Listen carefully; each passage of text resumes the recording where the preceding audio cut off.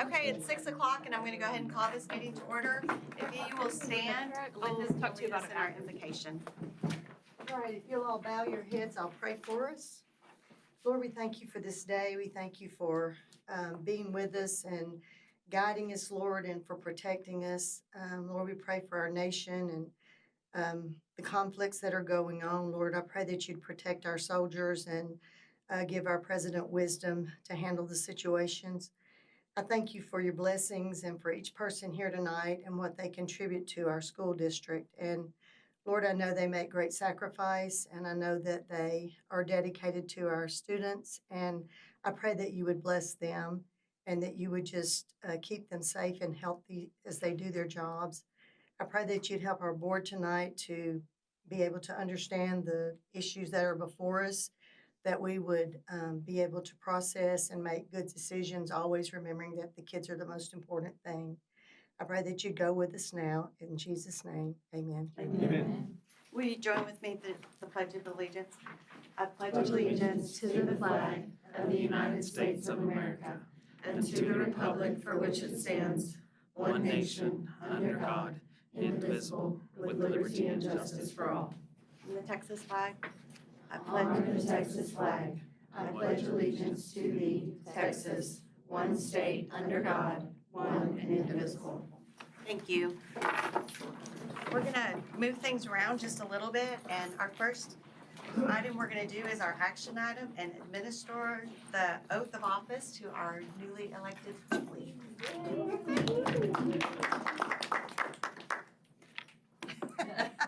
Don't look so excited, Jennifer. I don't even have to say anything. I, Julie Taylor, do solemnly swear that I will faithfully execute the duties of the office of the Columbia-Brazoria ISD Board of Trustees, Position 5 of the state of Texas, and will, to the best of my ability, preserve, protect, defend the Constitution and laws of the United States and of this state. So help me God. Thank you. Hey!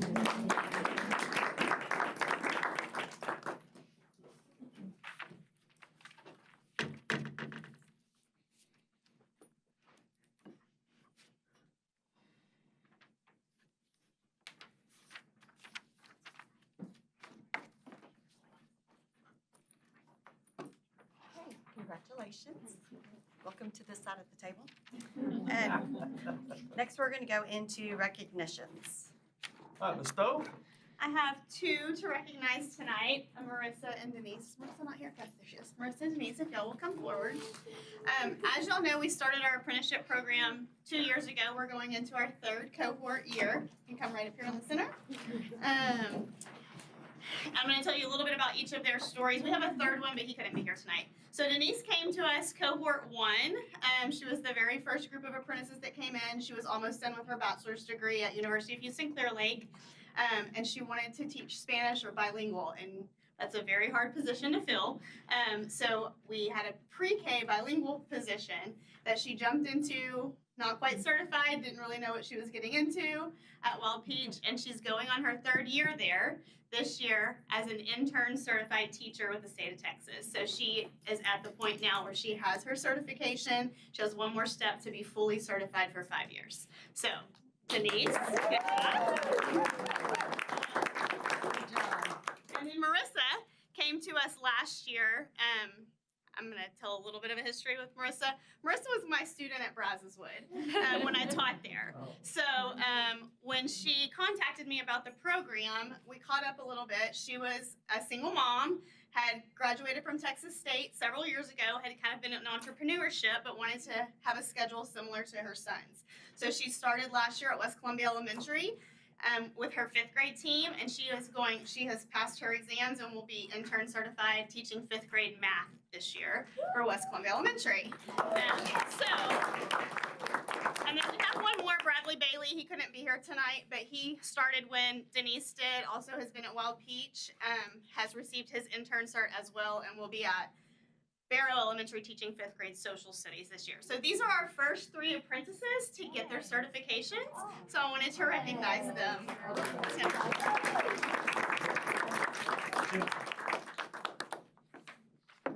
Yours. Let me grab a picture really quickly. Yep, they're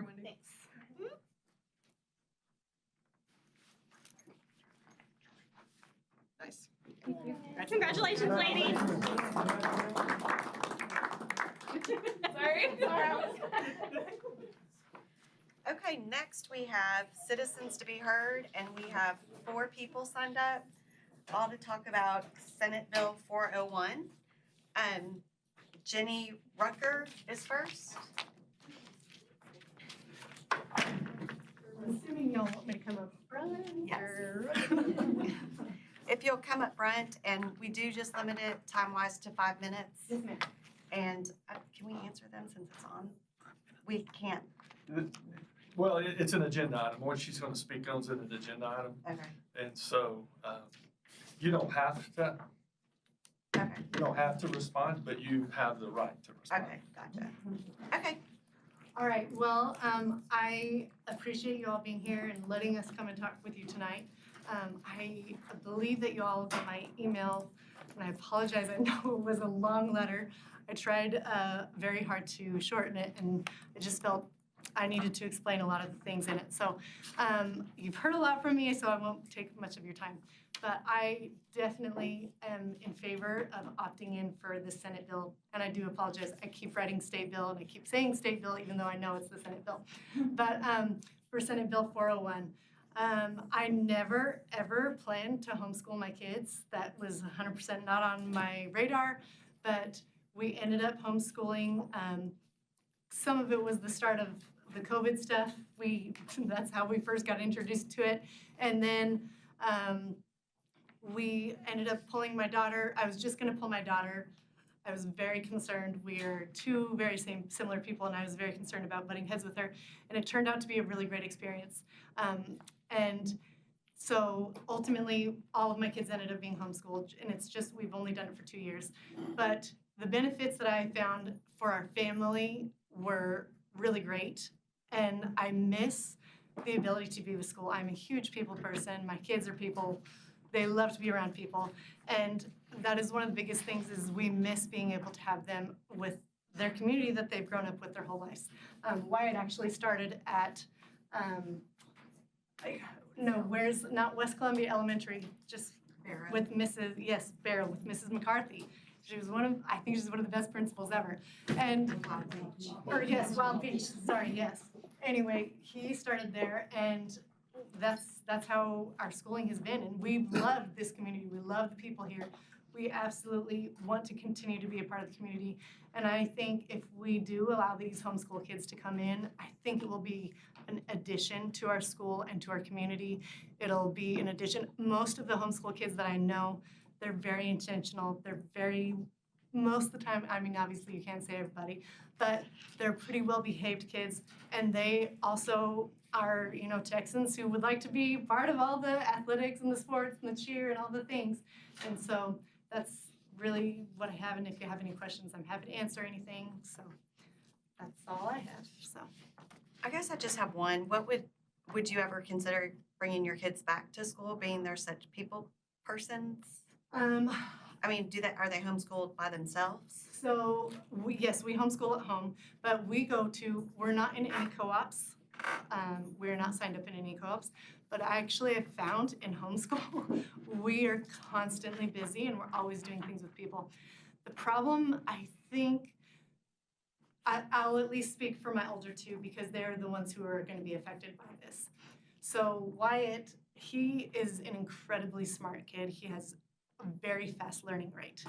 And since first grade, he's always been the kid who's sat in this desk far apart from the other kids because he gets done with his work really fast and then is, talking to the other kids and creating a disruption. But he's also been a good person who, added to the classroom, but he's found in homeschool, he can get his school done. Most of the time he's done with his school and he's doing quite a few things in a short period of time, and then he's been able to go, he changes oil, he mows lawns, he's started a business. I mean, he's got a lot of options and opportunity, and so he sees that if he could have the best of both worlds, that would be his dream.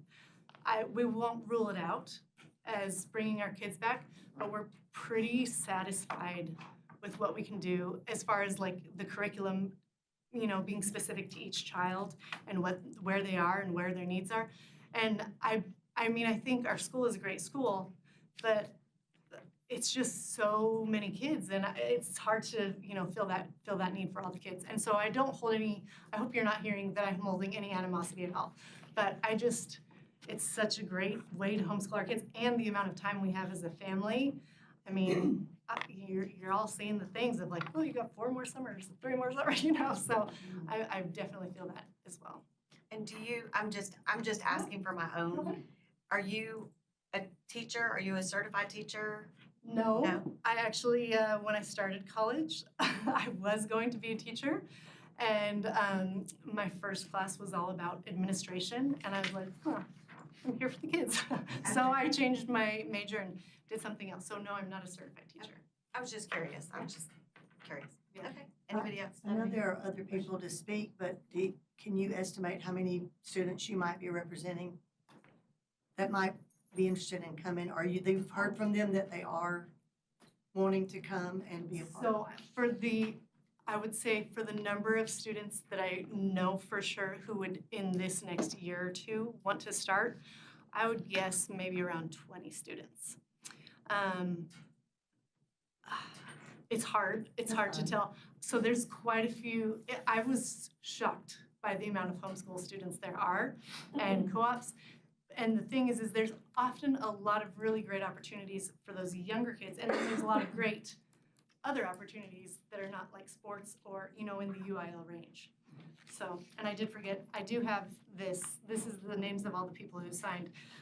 I didn't know I'm not a technologically advanced person, so this is all the names of the people who signed saying, they would also support the school doing, it's about up to, at this, as far as I know, right before I came, it was up to about 135 people. Are these people that have kids that are homeschooled? Most of the people, I don't know every person on there. Okay, This got shared through a lot of social media, okay, but a lot of them do have children who are homeschooled. okay. So, Some of them are parents of kids that are actually enrolled in our school as Okay. well. Just looking over the list. Thank you. yes, ma'am. Thank you. Thank you. Okay, next we have Wyatt Rucker.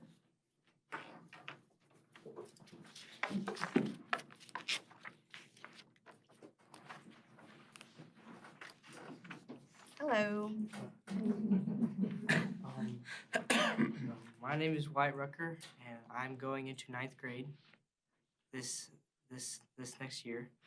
And I would like to speak about opening CBISD sports and UIL activities to homeschoolers. I have now completed 1 year of homeschooling, and I really liked it. I found a better learning experience than the one at public school, which did not fit my individual learning method. Now I am torn between choosing better education or sports and seeing my friends who I grew up with. If you vote to let homeschoolers play sports, our sports teams can be strengthened. I personally am about to go to state for swimming with my relay team, only one of whom goes to a public school.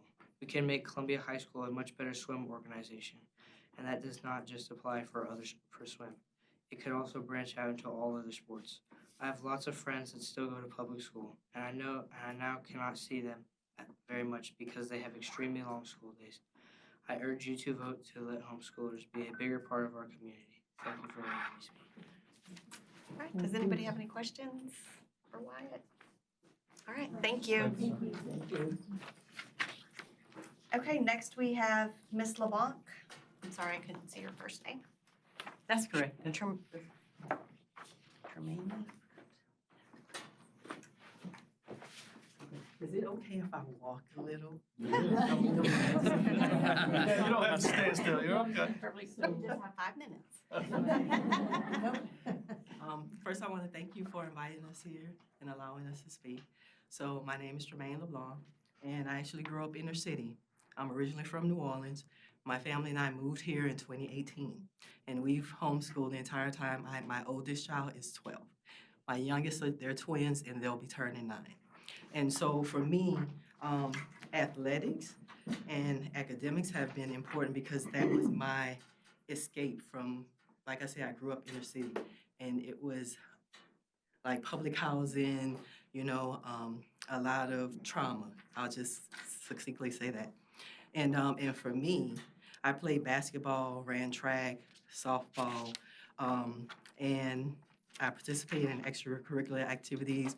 And so dealing with like librarian work and working in middle school and high school library. My education is I graduated from Notre Dame for undergrad. I have a master's in science from Utah State University, PhD, all but dissertation. And so why homeschool? My mom was an educator, and she worked with Head Start. And I remember when I first had my daughter, she came to me and she said, Tremaine, my mom was the type of a teacher who would sit on the floor with 3 to 5-year-olds, and she used her art to get them to learn how to write, learn how to read. Children who had physical special needs and mental special needs, children who were born addicted to drugs. She was able to get them to do things that the doctors said that they would never be able to do. So when she approached me, she said, Tremaine, they're telling me that I can't even teach the children how to write their name.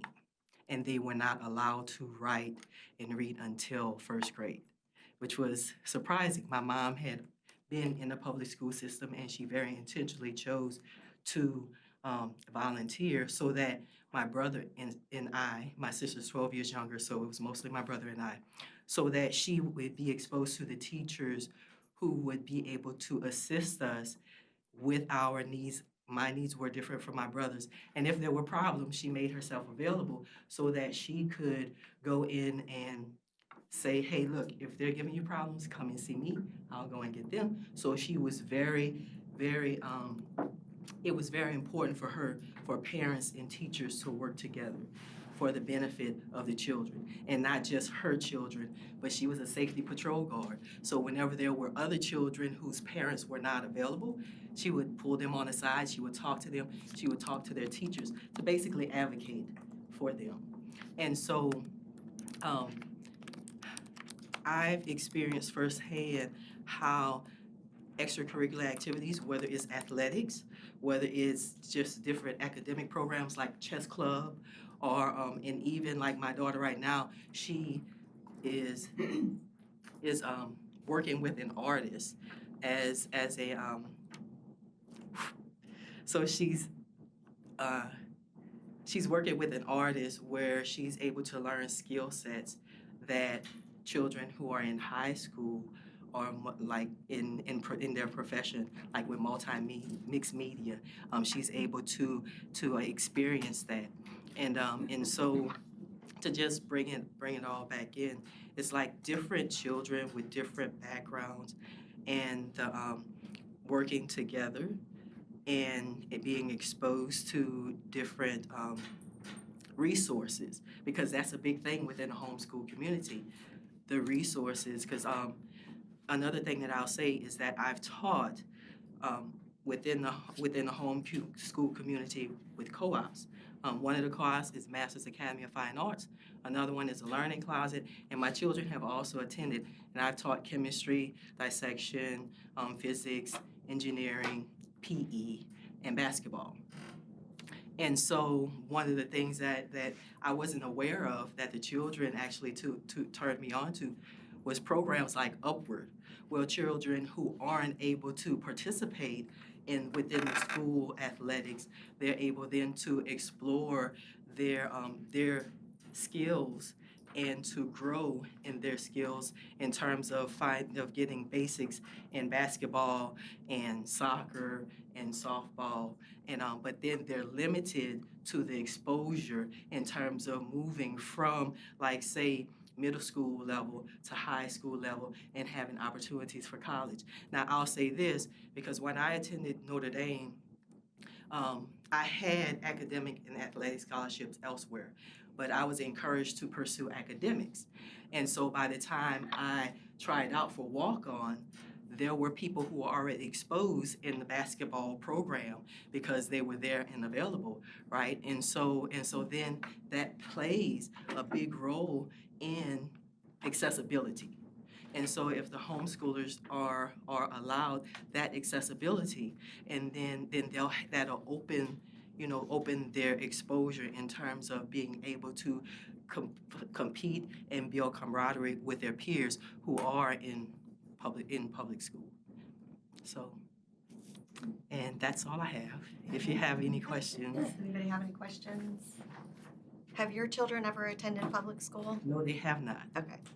And actually, I am preparing to enroll them this fall for personal reasons, that just dealing with family and So they'll be attending public Yeah. school?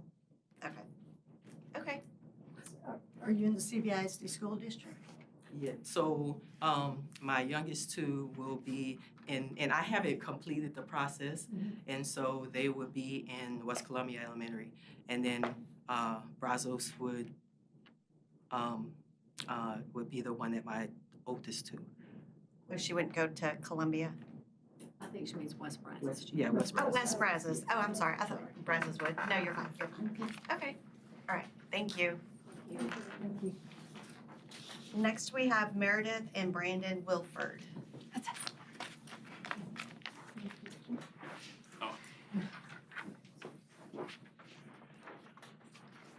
Hello. And again, you have 5 minutes. Okay, that long. So, my kids go to your schools. They are heavily active in UIL programs, different events, and love it and have gotten a lot from it. And I just think I loved your prayer that you started with, remembering the students, and that's all about the students. And so that's what it is. It's about the individual, that we have these kids that I am familiar with. I know a lot of homeschool kids that are amazing, that go West Brazos swim team, that made it to state, but it's only a summer program. You know, they don't have it in high school, or they have it at this high school, right? But they can't participate right now. So I just see a benefit, and that's just swim. I mean, there's so many events that these kids can be involved in and get involved in the community, which is what we want. We want these kids to know how these things work. I mean, how impressive that Wyatt was able to get up and talk to a board, you know? These things, all these UIL things, start them out there, and it builds them up, and that's what we want. We want these kids active in our communities and representing even these smaller groups that are homeschooled. That's it. Anybody have any questions? Okay, thank you. Like she said, I'll start. Well, we have kids, we had them in elementary and junior high and high school this last year. A lot of stuff, but I know a lot of these kids too, but they're individuals, they're kids. It's a community. Our school's a big part of the community. I come from a family of educators, dad, mom, and 6 of my 9 siblings are educators. So I think it's really important that we give these kids this opportunity. They're good kids. I know that for one reason or another, they're homeschooling fine. But the UIL and stuff gives them an opportunity to participate in something they could not otherwise. Well, and represent our school. Represent our school. And if I don't think we need to say, I know there's concern, well, will you come back? Why aren't you coming? They have their reasons, fine. But this is an opportunity to be us, not us and them. Bring those kids in. Let them participate in these things. They're good kids, they'll help our kids grow, and the financial backing's there. Apparently there is money that goes to the school for each kid that comes in. I know there's complications there you gotta figure out. I know there's probably gonna be challenges as you figure out these things, as I've dealt with my family and all the stuff that goes along with education. It's not just an easy transition. I know there's probably gonna have to be a person put in, and this has to be figured out. I just ask that you take that step and do it. Because as was said, it's for the kids. So, like I said, we love our kids. They're in your school. We love the school district. We want great kids to be there as well. Okay, thank you.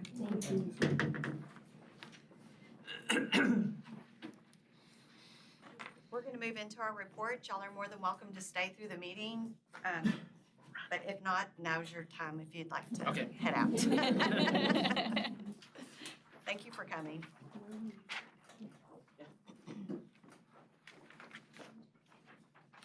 Thank you, sir. I would love to stay, but my younger son is getting baptized tonight. But otherwise, I would stay. Congratulations. Appreciate y'all.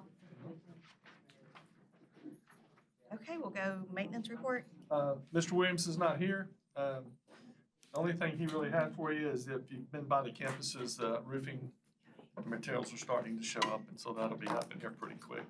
Other than that, he really didn't have anything for you tonight. Okay.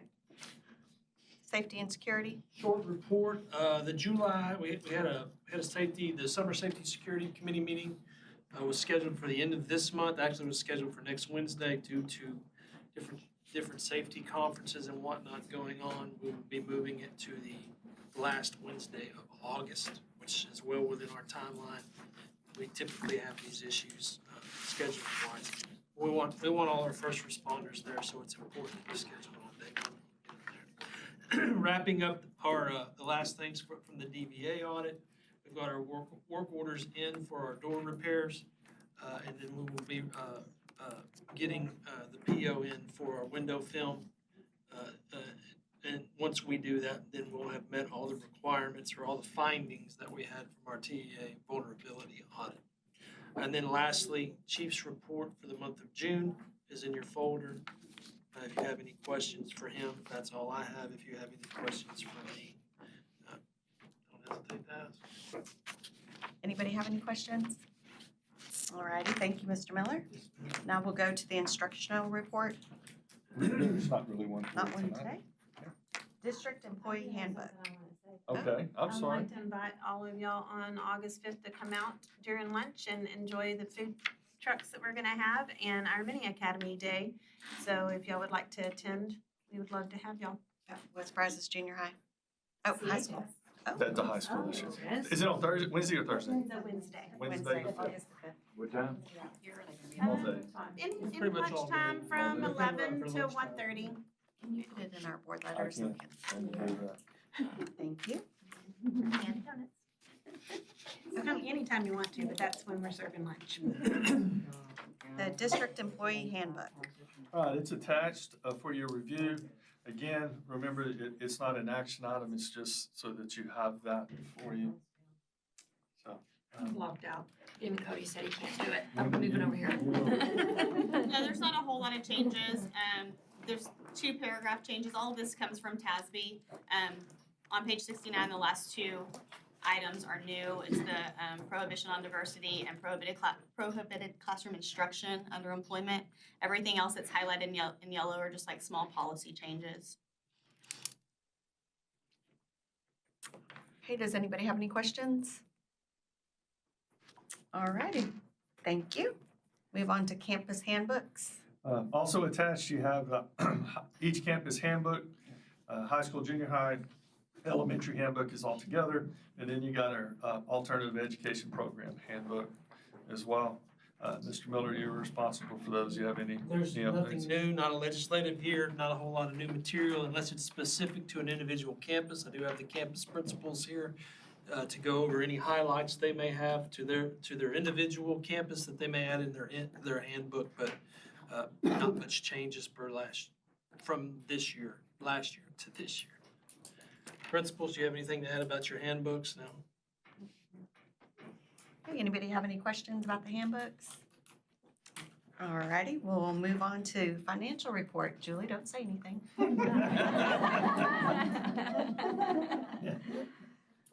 So if you take a look at the financial statement that's attached to board book, you will notice that the percentages are, the budget to actual is based on the updated budget that we amended, that y'all amended at the last board meeting. And just keep in mind that we added funds in several areas just to make sure that we didn't go over in any one function.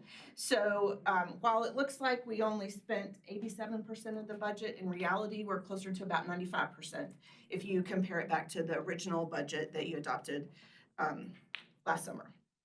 So I feel like we're in a good spot with that. We still have some things trickling in, that still will need to be paid. So, once we get through the audit, we'll know for sure where we ended up at, but that's about where we're standing right now. Okay, anybody have any questions? So when is the audit done again? They'll be here in August, and we'll get our final report in October. So you'll see it in the November board meeting. Should be October. October board meeting? Okay, if nobody has any questions, we'll move on to the bond. No changes since, No no changes. changes since last month. Scratching this stuff off. Alrighty, we're gonna go into action items and we'll go to number 2, consider staff compensation for 2026, 2027. So, after last month and a discussion, there were kind of some directives given. I did, Jennifer put that information together. I did email it to you, but in your folder, you do have the 2 sheets that I emailed you. The first sheet says both sheets say 26, 27 compensation estimations on top of them. So I would bring you to the full page. It has teachers, professionals, hourly, and administration on that. And then the second page is the affordability care calculations. And so with that, if everybody has them, I'm gonna let Jennifer take you through that. Okay, it's kind of easiest to start on the second page with the affordability calculations, because we need to make some decisions there first. So what you'll see is kind of a breakdown of as you raise the hourly rate and or raise the contribution that we have towards the health insurance, where we kind of find the optimal point, that midline is about raising the hourly rate to $12.28 and increasing our monthly contribution to $3.35. What that does for us, then you'll see the second column tells you what the estimated payroll cost is at each increment that we raise our lowest hourly rate to that rate. Then you'll see the monthly contribution and the estimated cost of that benefit changing. So that monthly contribution would go to each employee that takes our insurance. You'll also see in the last 4 columns that is really an estimate, like kind of a guess, because we don't know for sure how many people are going to take the insurance next year. When we come to open enrollment, we're going to be looking at a lot of new things. So there's some numbers for you to consider. Really feel like that green line is kind of our best bet in terms of optimizing, either raising the hourly rate and raising the benefit amount. But there's some cost projections for you. So that 19,838, that's monthly, right? No, that would be the total cost to the budget to raise payroll Okay. that much. So you would only be raising employees that are below that to that. Correct. Right. About how many employees do we typically have on the program, in the insurance?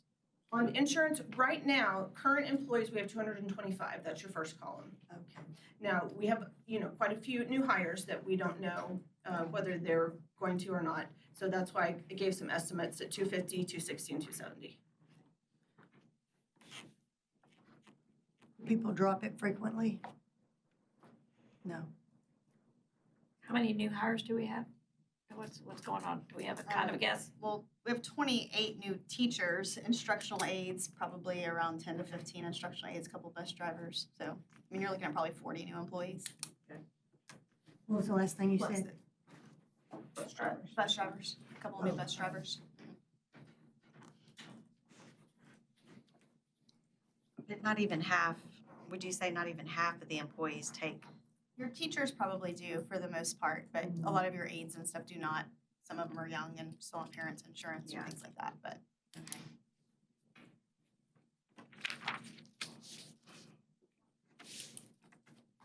Y'all have any questions on the additional affordable care calculations before she moves on? So then if you want to look back at the first page, top portion is teachers. We do have it broken out by 0 to 2, teachers that are 3 to 5 years or more, or 30 years or more, and all of that really aligns to the TRA allotment. But I want to be very clear that when I put the numbers together for a 1% raise or a 2% raise, that percentage was based on the district portion of their salary, not their entire salary with their TRA allotment. So for example, if they were making $60,000 plus $8,000 for the TRA, the 1% raise would be on the $60,000. That's just how I calculated it. If you would like to do it differently, I can certainly come back and do that. But I've also given you numbers, just a flat rate, a flat fee, flat rate raise, 500 and 1,000 per person. That's just to their overall salary? Yes, ma'am. $500. $500. So, for example, if you chose $500, that would add 74,000 to our budget.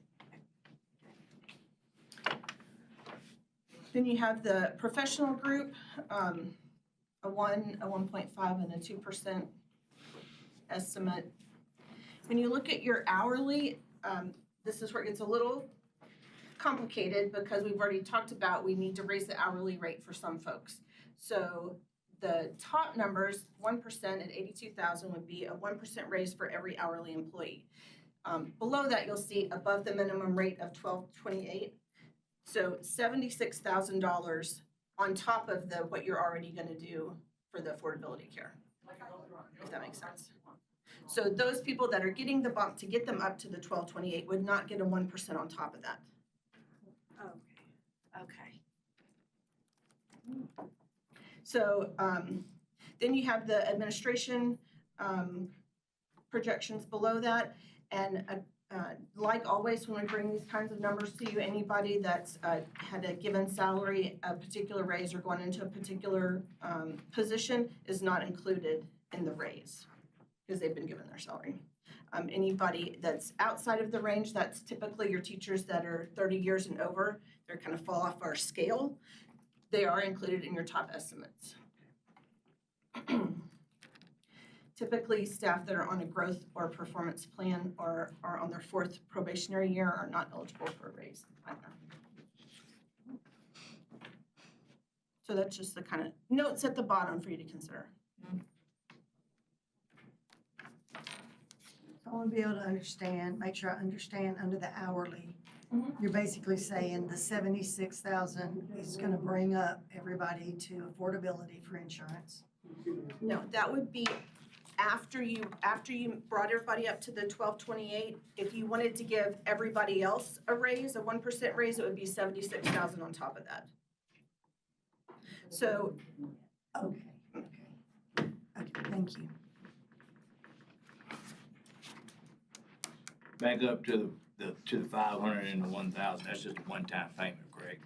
Well, it would be added to their salary. So if they were making 60,000, they'd make 60,500. Just a one-time deal. Or Well, it would be over. or if they wanted to do a stipend, like at Thanksgiving or something like that, it gives you that amount in that cost. Yes. You could do it either way. Well, if you add it to their pay, then next year their pay is $500 more. Yes, ma'am. If you give them a gift, stipend, whatever, I mean, then it doesn't add, right? Correct. So that's the difference.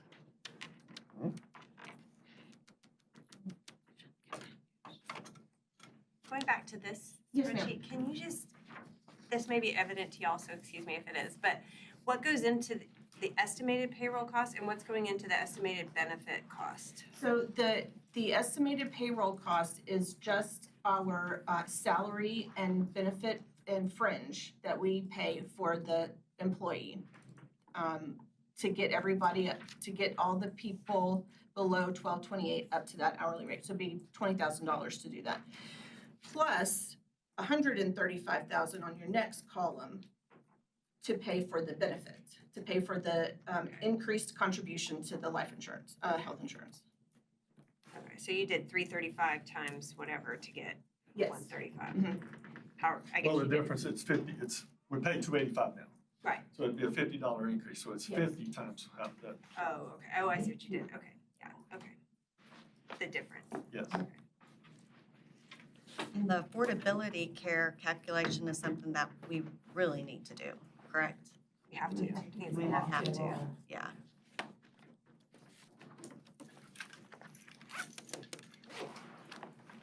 Well, what are y'all's thoughts on, what is y'all's thoughts on the compensation? Talking about this raises. Well, we kind of have to talk about the overall budget because we know, we've adopted a deficit budget. We know we're a little bit out of balance on the construction. Well, defining a little bit. I mean, so that's gonna have to be made up out of fund balance or from somewhere. I mean, do I wanna give them, 2 or 3%? Of course we want to. Can we afford it? I mean, that's what we have to decide. When do we need to make the decision? We can make it at the next board meeting, can't we? Okay. Um, So, most of your staff, teach staff, 187-day contracts start September 1. okay. So, technically their first paycheck is the September 10th payroll. Obviously, the longer you wait, it's a crunch time to get things done, right? And I would say that in the business office, just moving the software, new pay, I mean, the more time you give the business office, the better it is, right? You wait till August, Yeah. they get their paycheck shortly, several people don't get it right, you lose, you're trying to do goodwill and you wind up making bad will. So just something to think about. Well, what are y'all's thoughts?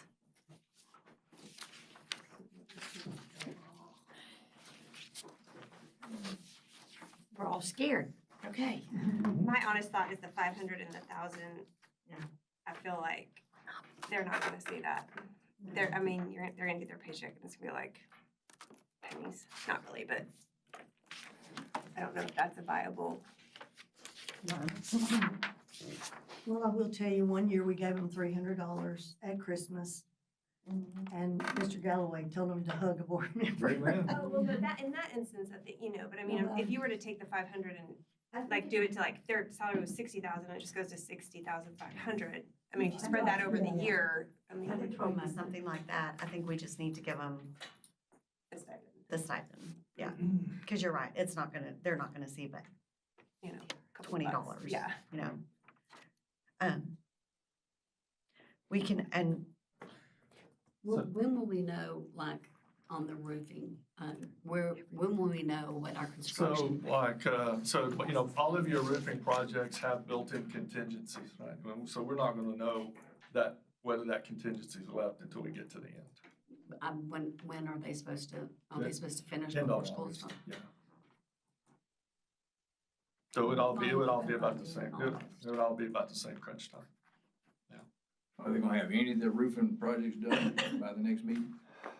Probably not. Probably not.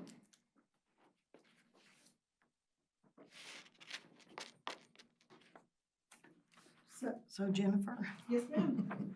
do you have any totals for us anywhere?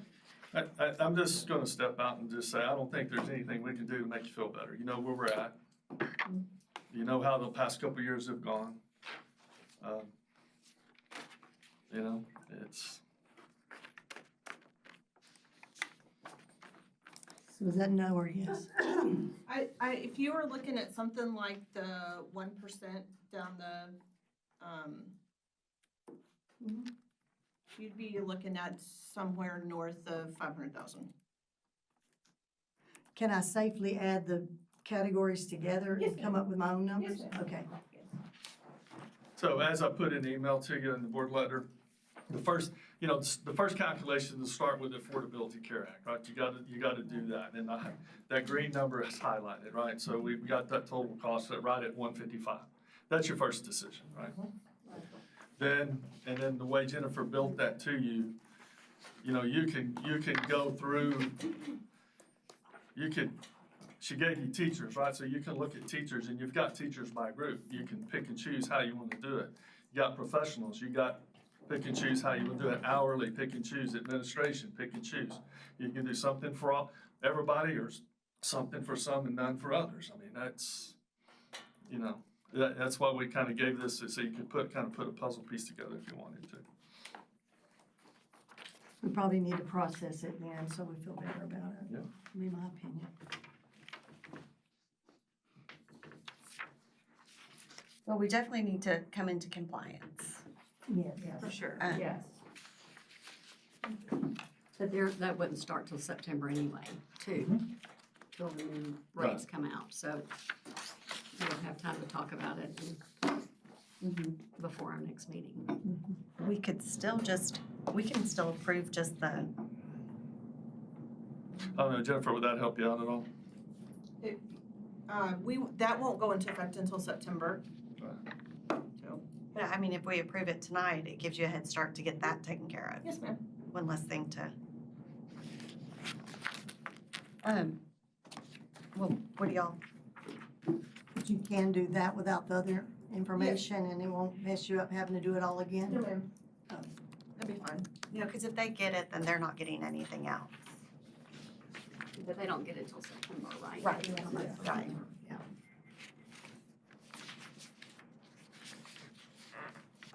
I'm, The one piece, just, they wouldn't get it, but if you raised the monthly contribution, that would be for everybody. yeah. But they could go ahead and calculate that and get that installed in across the board. So approving it would give them a heads, if you're going to do it, right? I'm good with doing that. I'm also good with giving, well, I don't know.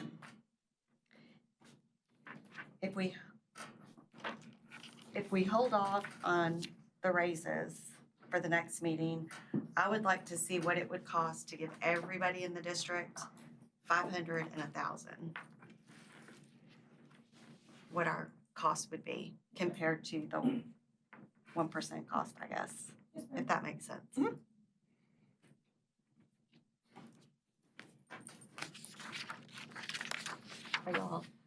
How do y'all feel? Yeah. Is there any way we can have a called meeting on that, though, after she gets numbers? You can send it out in our, That's what I wondered if you could. The August meeting's gonna be fine. I It's mean, there's no reason to, I was just pointing out, if you don't do anything, right? Yeah. If you don't do anything, there's a way, you're touching it, you know, changing the monthly contribution to 335, you're touching everybody in the district. That's a lot of work. Get that done. If you're raising the employees to get in compliance, that's employees you're raising, they're not gonna be touched again, so you're done. Right. To me, that helps. We wouldn't be able to do that till after the August payroll anyway, because oh, yeah. We can still enter it in, because we can still enter it. In anyone. Yeah. September 1st, right? When is open enrollment for y'all? it's Coming up. it's during the time, I think it's over like the 16th. Site.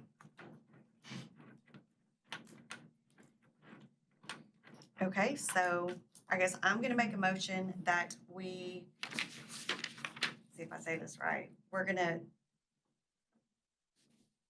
where is it all under this That's all you gotta compensation? just say. Okay. I'm gonna make a motion that we do the affordability care calculation increase, Recommended. recommended By administration. by administration. Do I have a second? Second by Jackie, all in favor? Aye. And then somebody wants to make a motion to table the compensation until August. I move to table the second part of the conversation to August. Okay? Second by Linda, all in favor? Aye. Thank you for working on it, but if you can get us those, I think we'll do better. Okay, You want her to add it to what we already have? even just like how she has the columns here. Add that to everybody else, so that you Yes, have it? Okay. yes. Okay. Yes. So we'll have like a total of who gets what, then we can go from there. Okay, next we're gonna approve the staff compensation handbook.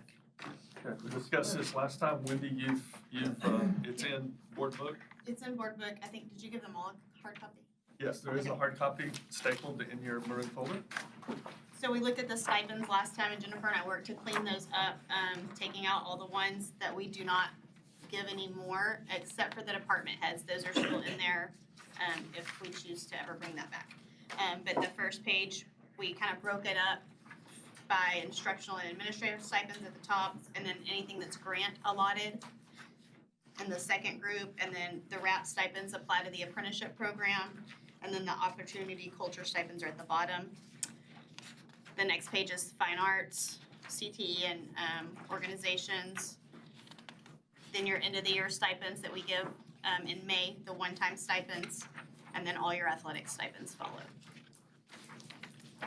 You still have the federal reporting of 10,000, that went away. It didn't. It should have. There should be nobody getting a stipend. It was rolled into Samantha's responsibilities on federal reporting, so the stipend wouldn't be there. Where you at? Which one? The federal reporting for 10,000, the professional on page 7.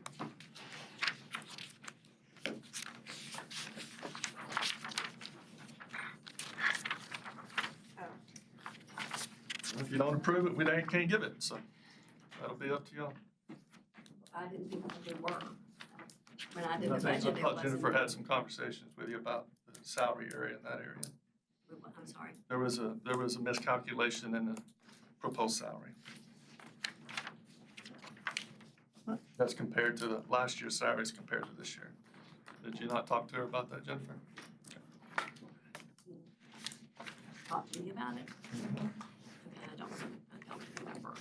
I didn't think this, I thought this went away.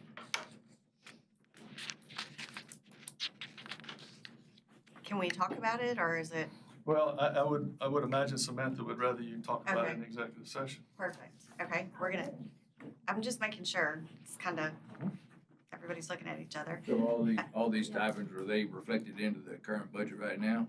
Yes. The people receiving, yeah.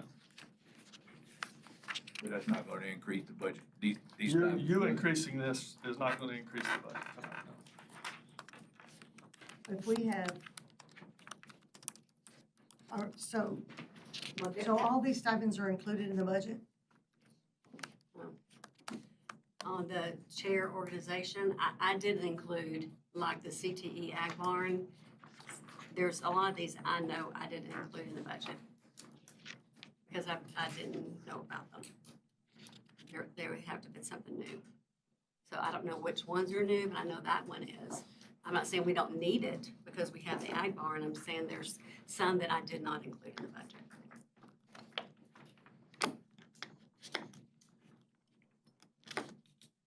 Are we using all of these stipends? The department chair, we are not currently using. So the department chair organization's on that same page that the Ag Barn stipend is on. The Ag Barn is obviously new, so that would be a CTE budget item for them having to take care of it. But yes, the rest of them are, someone is receiving them. Which ones are the chairs, like where it says high school math? Yes. Okay. So they don't currently have department chairs for those anymore. What about special ed, honor society? Honor Society, yes, that's not a department, that's just an organization. Oh, gotcha. Okay. On the CDL for the coaches, we're not doing it like, it's just set. One time, it's not every time they drive, remember? No, they don't Okay. get paid by drive. They get Perfect. paid by just the stipend. By having their, okay. By sport. By coaching assignment. No, they get $500. We took the by sport away. They Okay. just get everybody that has it. Everybody that has it gets it, perfect, okay. Is that in here? Yes, gosh, way back, where was it?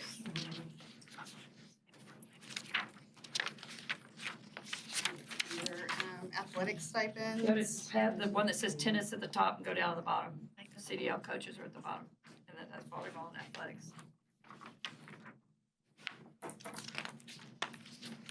So we're just gonna go ahead and hold off on this. We're gonna table this till after we come out of closed session. I make a motion, we table it. So Lane, you made a motion. Do I have a second? Second.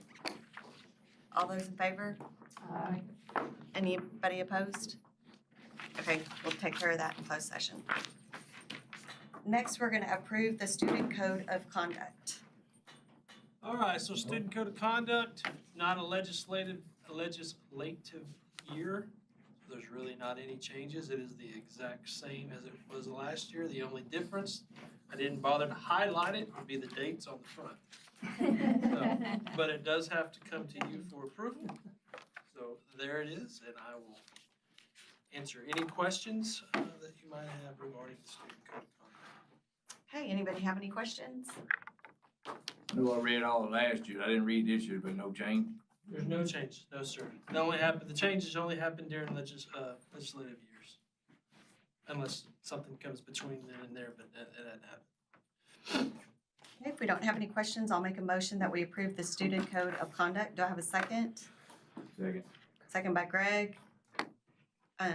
All in favor? Opposed? That motion carries. Next, we're gonna go to approve secondary meal prices. So we tried to bring this to you before school starts. School will be starting before you have the opportunity to meet again.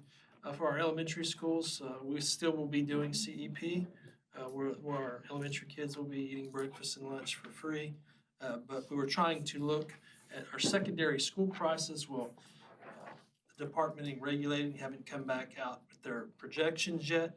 So one of the good things we have a very productive child nutrition program, as Ms. Taylor could tell you from the fund balance that we have in that account.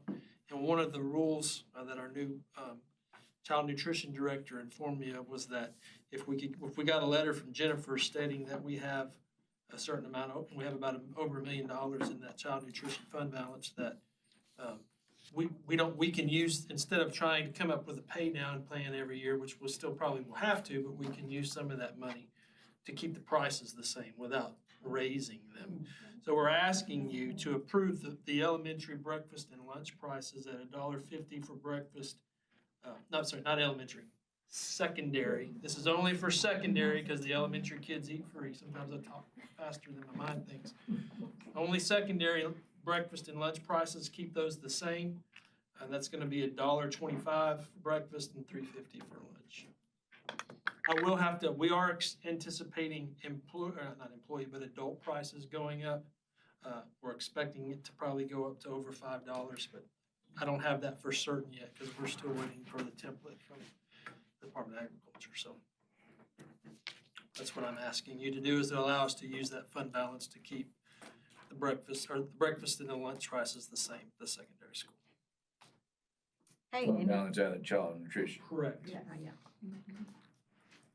Any other questions? Okay, does somebody want to make a motion? I'll make a motion to approve the secondary meal prices. Motion made by Jackie, second by Linda. All in favor? Aye. Opposed? Did you say something? Okay, making sure. Didn't hear you guys speak up. Okay, that carries.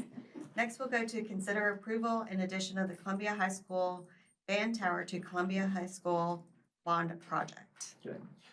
We worded it the way we know we're looking at probably a little overage on the construction when it comes to find out. We worded it that way just in case something happens to work out that we can fit it in there. Right now, we do have the purchase order coded to the Function 81, that to the $200,000 construction budget at board control. We do currently have it coded to that, but we would like it to be included in the bond project if possible. So. Okay, anybody have any questions? The striping, when they restriped the field, they had to restripe the parking lot because from construction? Did that fall in anywhere, or just is that our maintenance and our? No, we contract that out. We contracted it out? In our maintenance budget, we, every 3 years, everything in the district gets striped, cleaned and striped. So if we're over on the bond, how can we add more to it? I don't follow that. The answer is, we don't know yet, because we're not to the end. We put it in here just in case things work out, and we can fit it in the program you've approved it.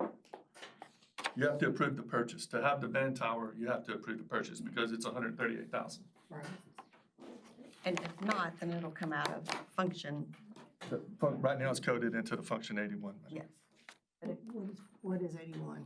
That's the 200,000. 200,000. Oh, I see, for maintenance. That we kind of decide,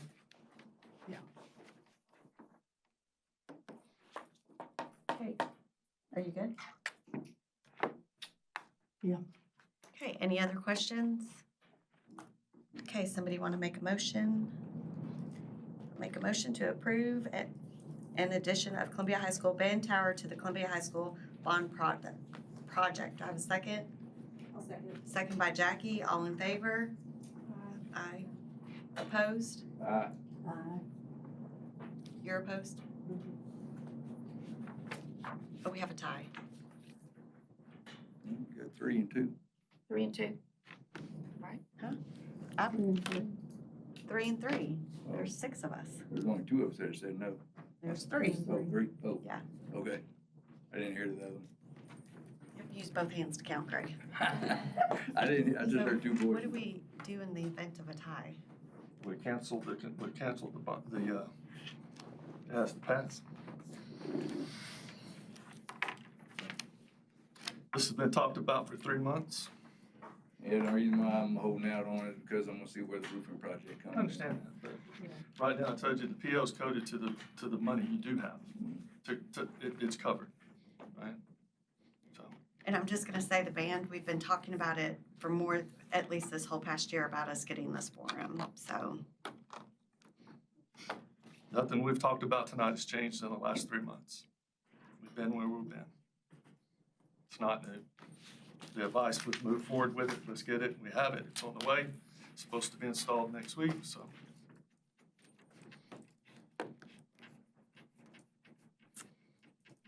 All right, well, guess that doesn't pass.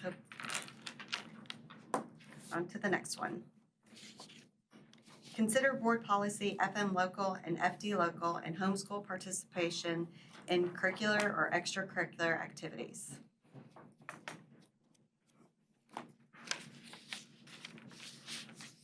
Is this something that we can table to go to closed session with later? Discuss, it has to be open. Okay, we need to talk about it. I did reach out Thoughts? to Danbury CFO, and she did send over paperwork of what they're using. I was supposed to talk to her today, and we just never could connect to see how they're doing it in their budget or. Now, do Other we than get that, reimbursed from any of the homeschools coming to? So the state legislation, so the actual bill that they're talking about here does say that the district can receive up to $1,500 per student per activity. So, you know, the question is How much did you say again? I'm sorry. $1,500 per student per activity. So if I remember right, she said there's possible 20 students possibly coming to, that's 30,000. So, you know, the question is, you know, what is that process to input it through PEEMS to get your money back? Because right now, everything we do is based off students, right? Student enrollment, goes through the numbers, calculated this, that. There is nothing on our side right now of where you input that number, right? Because the numbers track to a kid. Those kids are not enrolled in our district, so you can't input it in PEEMS because it's not tracked in the whole system, right? And so the question is, how do you get your money? I don't know that question. You figure it out. To me, your decision on this matter is not a money decision.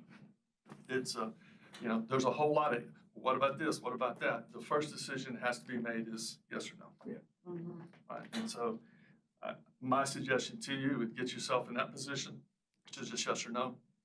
And I will tell you, you know, times are changed, right? If you pay attention to how this has happened legislatively, it was UIL didn't allow it. Then legislation passed that said boards had the right to opt in, right? And they specifically said boards, not superintendent, not athletic director, boards.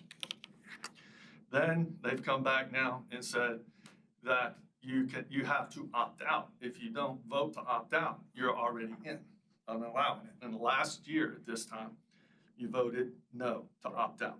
Right. And so at that time I said, I will make sure it's on the agenda, because at that time we didn't know if it was a 1-year vote, 2-year vote, how that works. But the way it is that you voted no originally and you opted out. If you're ever going to change that vote, you have to have that vote before August 1st of any preceding year coming up. Okay. Okay. And so given the fact that we said we would have it on the agenda last year, I put it on the agenda for this year. Right. You know, times have changed, vouchers, it's a different look, right?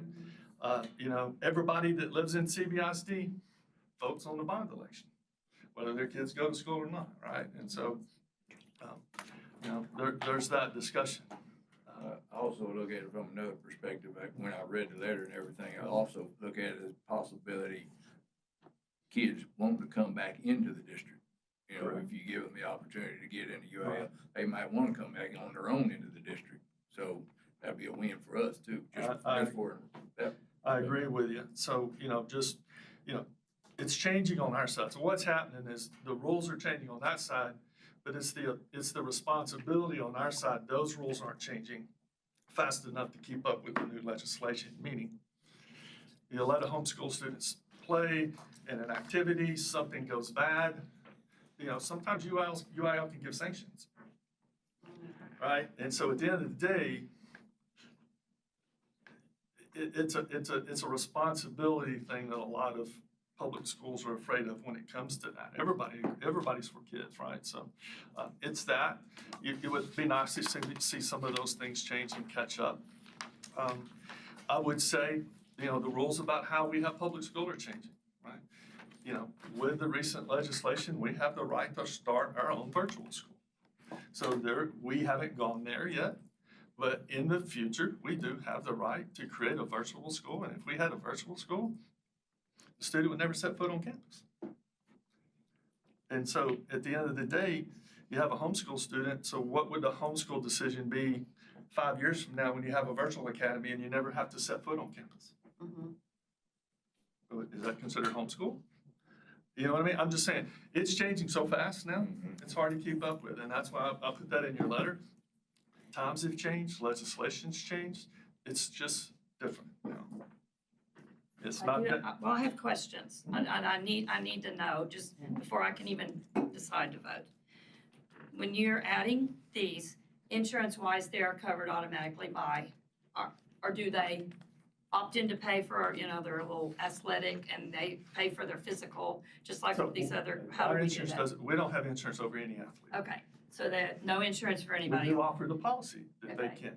Extra, when the team travels, you've got a fee. I don't know about the numbers, they might add 10, they might not add but one kid. That's not gonna hurt the budget, but.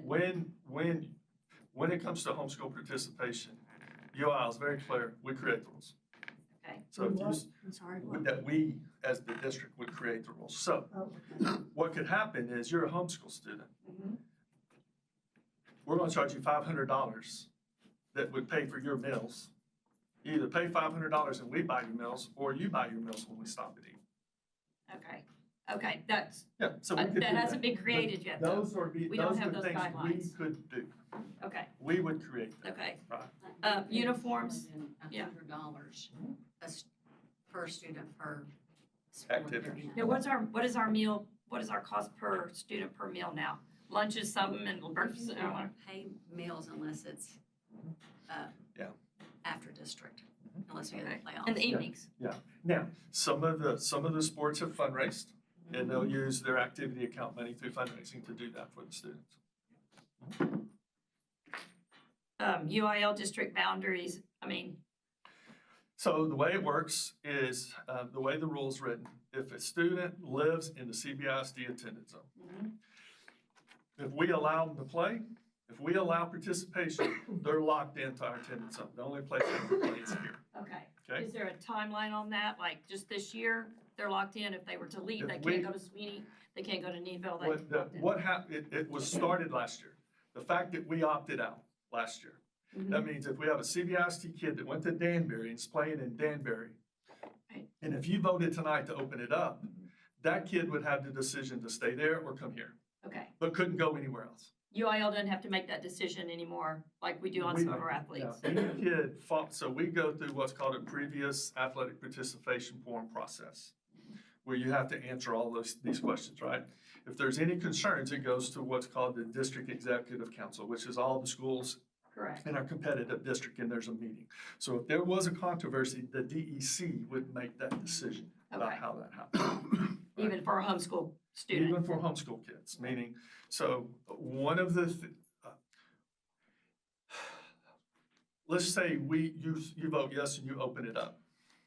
You're making that decision for residents of CBISD. Okay.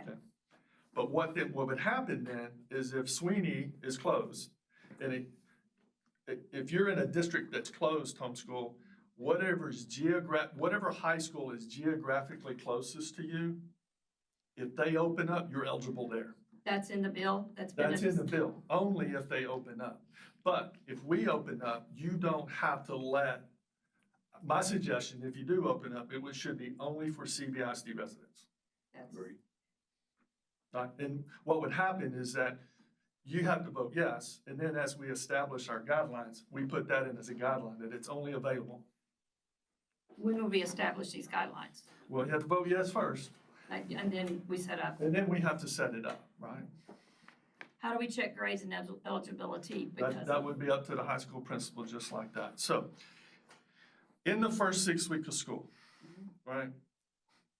Our kids right now have to have a number of credits from the previous year. Right. To be the, so if a homeschool student comes in, they have to show grade level progress. And so UIL, Texas Education Code, specifically gives you a scenario where they have to prove that they've done the grade level. Then, at the same time we do grade checks, you do a grade check with the homeschool, right? So they have to give you some type of document that shows, yes, we've done this curriculum, here's where we're at.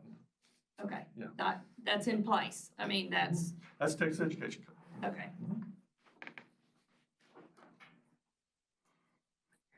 Am I the only one with questions? Y'all are looking at me. I've really had a lot of thought on this process. I'm sorry. Keep in mind, so first of all, when you're voting on high school UIL, okay? Not junior high. So, So okay. you're voting on high school UIL, right? That's your decision. Now it's up to you what it involves. Band, UIL competition, right? Cheerleading. Is that UIL? Yes.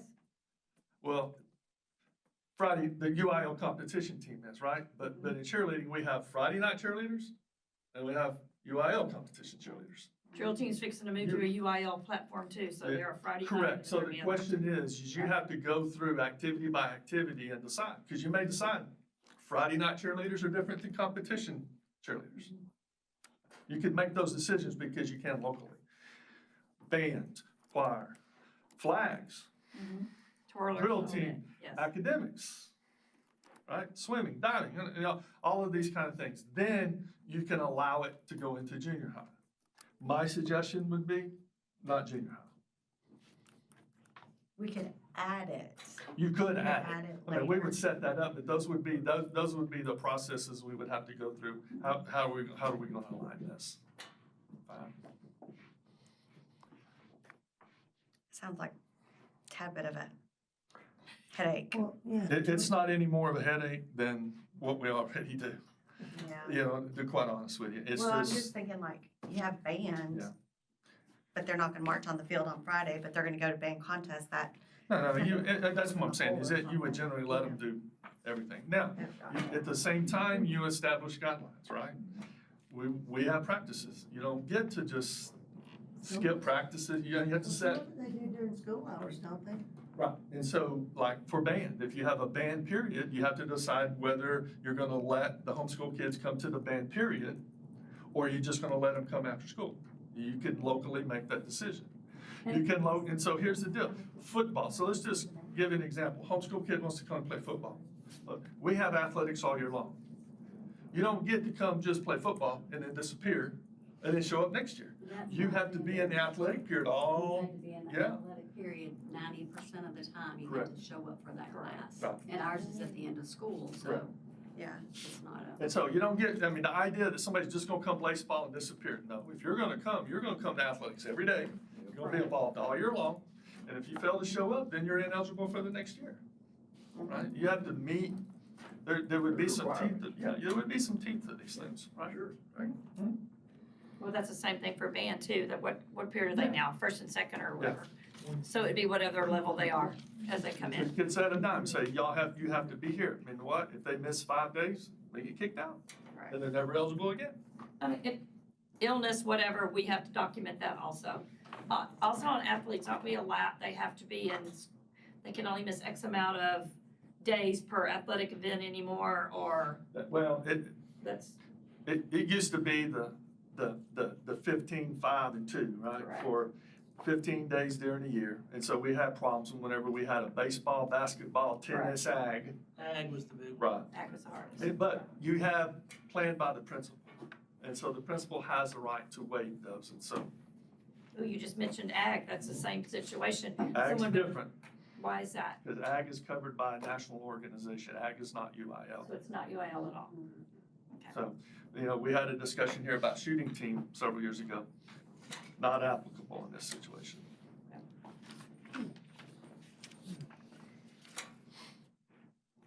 Anybody else have any questions? So let's say we have 20 kids come that want to be on the swim team. We have to have another adult. We have to hire another person. It would just be a stipend though. Yeah. It'd just be that $2,500 stipend that they would get. To add the coach, yes.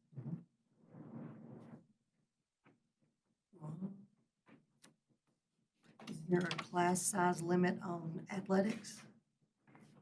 We pretty much are okay in athletics. I mean, we have plenty of room because every athletic career, we have multiple adults, Yeah, neither. athletic coaches or whatever. Band, I mean, I think we would be, I don't see that. If the number's 20, I don't see that causing a problem. Now, like swim doesn't have an athletic period. So Yeah. if they swim, it'd be a totally different situation, right? Our swim, we practice in Lake Jackson, and so that would be just, here's the schedule, we'll meet you there. Yeah, they're in the evenings.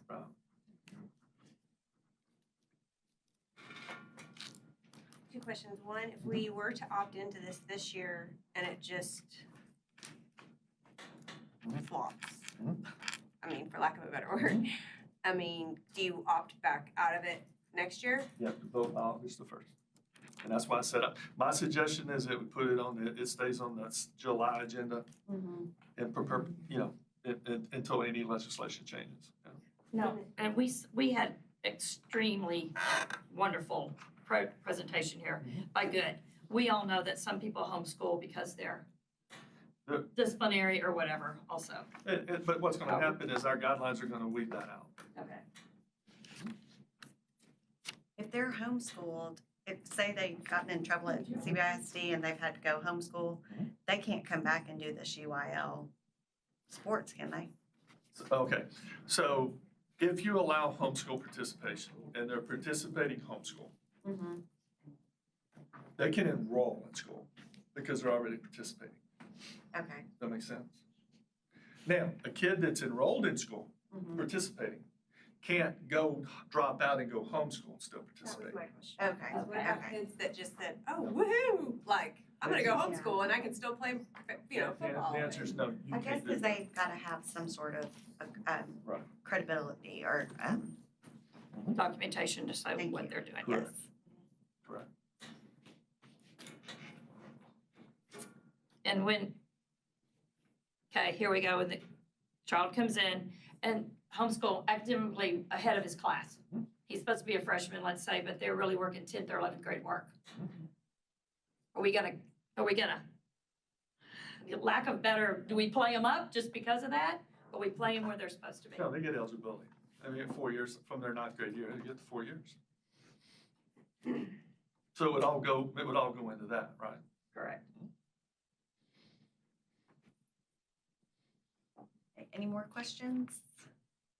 Were you gonna say something? Sorry. I was just gonna say, I know what she's thinking. We're not gonna have an 18-year-old playing freshman football. Thank you. I know what you're thinking. Okay, We're not gonna have that. I was thinking that, and I was also thinking, if I've got That's where. I mean, 12-year-old that's really academically a 10th grader, Yeah, he's not playing up. No, Okay. there's so much to this, and that would be where the coaches do, right? We do that right now, right? Okay. Sometimes, you have situations in UI eligibility where you have a kid that's failed 2 or 3 years, and by the time they get to high school, that changes, right? If you failed 2 years, you come in, you might be a freshman in high school, but age-wise and accountability, you're not playing freshman football. You only got 2 years of eligibility left, right? Right. So all of those are things that would be. Right. And that has not been set up through the No. thing. Yeah, that's our. That would be part of us handling Us the same way handling. we handle those situations, correct?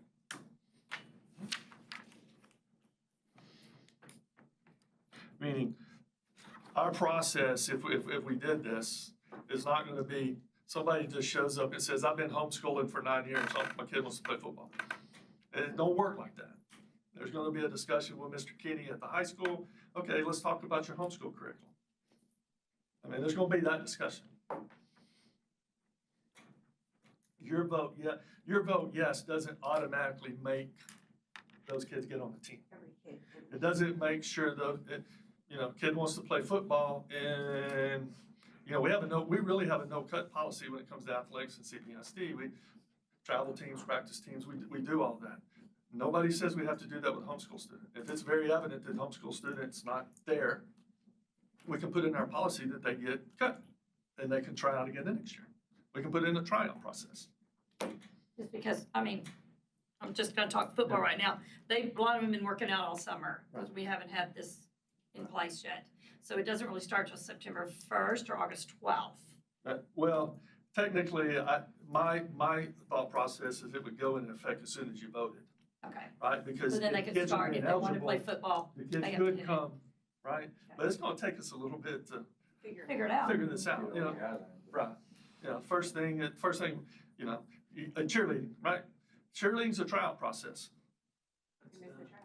They missed the tryouts. We ain't gonna get a Right, so uniform we in don't have time to worry anyway. about cheer. We got tennis, cross country, volleyball, football. We gotta figure those four out. Simple. So our part in it is to say yes or no, and then we have to decide what we're gonna allow. What else? We set the parameters for what? So, Behavior or grades, or like, is all this us? I mean, I know we can No. get help from other places, The- but is it our after responsibility? your yes or no vote, it would be up to our administration to set, it'd be like a campus handbook. So the campus handbook came to you tonight. You didn't really vote yes on it. You know it's there because everything's appealable, level 1, level 2, level 3 to the board. All right. But obviously, we would speak and say, what are your thoughts? What do you want to make sure that's in there? And we would do that. It would be a conversation piece. You just have an addendum to the handbook.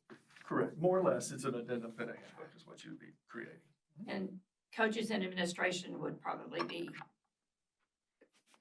a set committee. I dare to say the word committee. We would have to do something because we haven't talked about this. Right. Right. But again, there are people that are doing it. Quick phone calls, quick share of documents, what's good, what's bad. I mean, we don't have to recreate the system. There are people that have been doing it for a year. Alrighty, do y'all have any more questions on it? Okay, I'm gonna make the motion that we allow, wait, how do I say that? Would be Just to read that. allow homeschool participation in curricular and extracurricular activities. Allow homeschool participation in curricular or extracurricular activities. Do I have a second? Second by Greg, all in favor? Aye. Show of hands, let's do it that way. Okay, that passes. All right, I would like for us to get reports every month on all that, so we can know next year. Oh, I agree. Have some facts to base our decision on besides I the hope think and the prayer. I agree with you. My suggestion, Linda, would be to make it a report item, Yeah, that'd be a perfect. standard report item on every board agenda from now on. And whenever that addendum is Yes. done, Mhm. if we could obviously see that. Oh, yeah, you bet. And if, You bet. I know we, in times past, way past, before the graduation plan and committees and all that, we allowed one group of kids to walk at graduation, and we told them, I think there were 4 or 5. We told them, you are setting the precedence, like, if you cross your Ts and dot your Is and do your business, you have to come back this summer and finish your degree. And only one of those kids did. And we never allowed it again. So I think we need to send a message that y'all, these kids who are coming in, they need to know that we're watching and we want them to be successful. We want it to work, but you could ruin it for people going forward, so do your business. Alrighty, next we'll move to the consent agenda. We're gonna